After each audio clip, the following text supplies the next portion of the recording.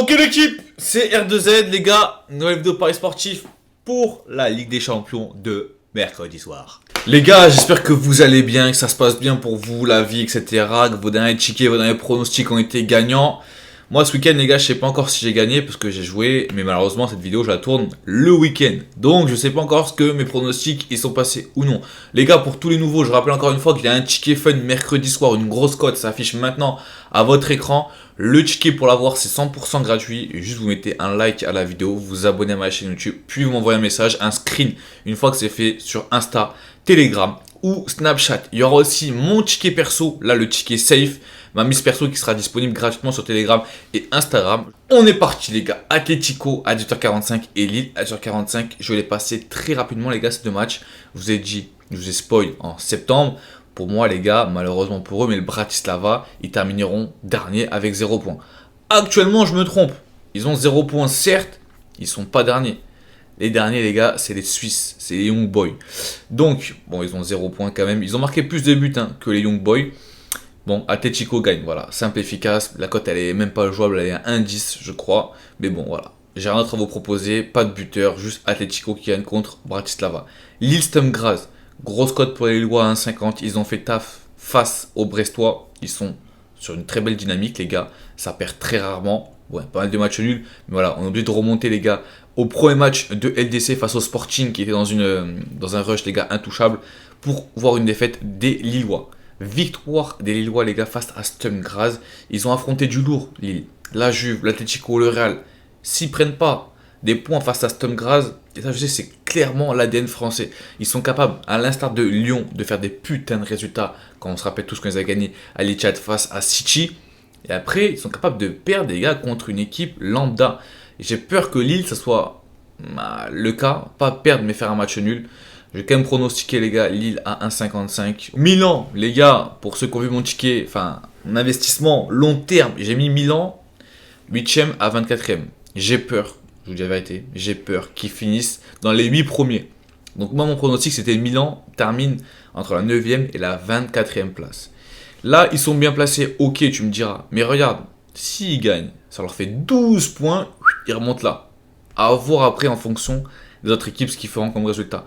Mais bon, pour moi Milan les gars, à domicile ça va gagner face à Belgrade qui, bon, malheureusement pour eux, je pense qu'ils vont rien jouer, qu'ils vont être éliminés. On commence à rentrer dans le vif du sujet. On a Arsenal à 1,30 face au Monégasque.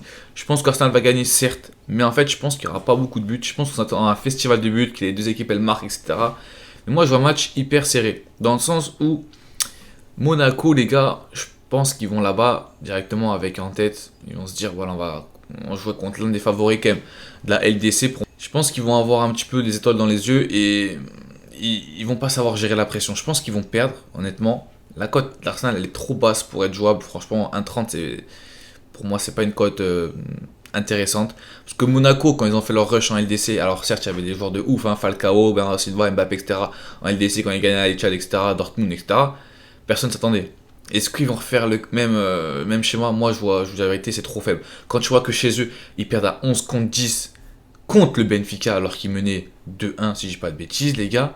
Et pour moi, Arsenal, ils vont gagner. Mais comme je vous dis, je vois pas un festival de buts. Donc, pour casser et augmenter un petit peu la cote, Arsenal gagne avec moins de 4,5 buts. Le Benfica est une équipe qui, pour moi, les gars, honnêtement, à l'instar du Sporting, ça va se qualifier. Ça va se qualifier et ça va poser des problèmes au gros. En fait, le Benfica, je pense, depuis qu'ils ont pris leur défaite à domicile, c'est pas que ça les a libérés, parce qu'en fait, il y a un petit peu cette aura qui tourne autour d'eux en mode ça fait 40 ans qu'on n'a pas perdu à domicile, enfin 40 ans, c'est exagéré, mais ça faisait super longtemps qu'ils n'avaient pas perdu à domicile. Et là, le fait de perdre face au Feyenoord, ils jouent plus décontractés, je trouve. Défaite face au Munichois, après c'est une défaite logique, voilà, Bayern c'est quand même un gros d'Europe. Après les gars, sinon c'est que des victoires, notamment à Monaco. Une très belle remontada, même si je vois 11 contre 10. Avec un Di Maria en feu qui peut être le meilleur passeur de la LDC. Je ne sais pas si vous avez cette stat devant Ronaldo et Messi en moins de matchs en plus. Donc pourquoi pas. Di Maria passeur. Je sais que ce pronostic-là est jouable les gars sur certains bookmakers. La passe est de Di Maria. Bologne, est-ce qu'on en parle de Bologne? Je ne sais pas ce qu'ils ont fait encore contre la Juve ce week-end, mais tout ce que je peux vous dire les gars, c'est qu'en LDC, ils ont marqué un but. Un but, c'est quoi cette statistique de malade? Un but les gars en 5 matchs. Ils ont fait un match nul 0-0 et après les gars c'est que des défaites. et une défaite avec un but marqué face aux Lillois la semaine dernière. Bon, sur ce match-là, les gars, je vais prendre de double chance Benfica au nul, mais on va faire grossir la cote avec le Benfica au nul avec les deux équipes qui marquent.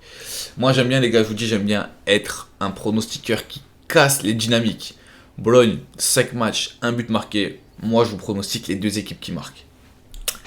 Ok, Feyenoord-Sparta, les gars, on passe. Donc, il nous reste 3 matchs. Dortmund, Barcelone, les gars. Des cotes intéressantes. Deux équipes joueuses, deux équipes qui scorent. Est-ce que ce sera le retour de Lewandowski, buteur dans son ancien stade, les gars, dans son ancienne équipe face au mur jaune? Moi, je vous dis ça comme ça. Tout ce que je sais, c'est que lors du 5-1 à Majorque, je ne sais pas encore si on fait contre le Betis. Moi, je mets une petite pièce sur la victoire du Barça au Betis Séville. Bon, le Barça, dans leur habitude, ils encaissent pas mal de buts. Ils en marquent pas mal. Pour moi, la logique serait de prendre les deux équipes qui marquent, oui. Je vais vous pronostiquer ça, mais pour faire grossir la cote, vous pouvez combiner avec le moins de 5,5 buts. Vous faites un bet builder, deux équipes qui marquent, oui, avec moins de 5,5 buts dans la rencontre. Là, les gars, je m'en frotte les mains. La City, les gars, ils ont plus le droit à l'erreur. Mais face à la Juve, qui est une équipe qui perd très rarement et qui gagne aussi très rarement. 8 matchs, dernier match, 6 matchs nuls. Ouais, ce match-là, les gars, à pronostiquer, il est hyper compliqué. Je ne vais pas vous dire que je fais l'impasse, je vais quand même vous donner un truc. Ils se sont affrontés il y a 10 ans lorsque la Juve était allée en finale de LDC. Après en 2010, voilà. Des petits scores à chaque fois, en 76. Je sais même pas s'il y a la compo, tu sais quoi. Non, il n'y a même pas de compo. En 76, il n'y a pas grand chose à l'époque. Hein. Donc là, les gars, la Juve, moi je vous dis, je pense pas qu'ils vont perdre.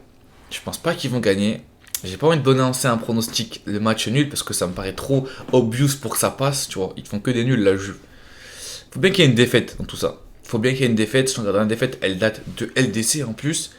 Pourquoi pas reperdre en LDC? C'est compliqué, hein. C'est compliqué. Je vais quand même prendre pour le petit risque, les gars. C'est City gagne. Mais par contre, là, je vois vraiment très peu de buts. Donc, je vais prendre City gagne avec le moins de 3,5 buts. Je crois que la cote être à 2,20. Franchement, je vois bien un 2-1 City, 2-0. Un truc hyper serré. Dernier match, Stuttgart contre Young Boys. Stuttgart qui vient de mettre une petite remontada là en Bundes, ils perdaient 2-0 face à Berlin. À la 50e minute, ils se sont réveillés, 51, 59, 69, ils ont gagné 3-2. Ok, face au dernier du classement. Stuttgart, c'est simple, efficace, ils sont pas bien non plus, ils ont 4 points. Pour l'instant, ils sont éliminés. Young Boy, c'est simple, là ils gagnent pas, je pense qu'au niveau comptable, ce sera terminé. Je me demande même si c'est pas déjà terminé au niveau comptable. Non, c'est pas encore terminé au niveau comptable, ils peuvent encore le faire. Donc, Young Boy, dernière chance pour eux. Stuttgart, c'est quasiment la dernière. Les deux équipes sont dos au mur, mais je pense que Stuttgart, les gars, ils sont trop... C'est pas qu'ils sont trop forts, mais c'est que Young Boys, ils ont rien à faire en LDC. Leur place, c'est la Conference League, avec tout le respect que j'ai pour eux. Voilà, victoire de Stuttgart, les gars, pour finir cette vidéo. Analyse pronostic à 1,35. L'équipe, c'était R2Z, 10 minutes de vidéo. J'espère que ça vous aura plu. On se retrouve très prochainement sur mes réseaux pour mon ticket perso et mon ticket fun. Ciao tout le monde et bonne soirée.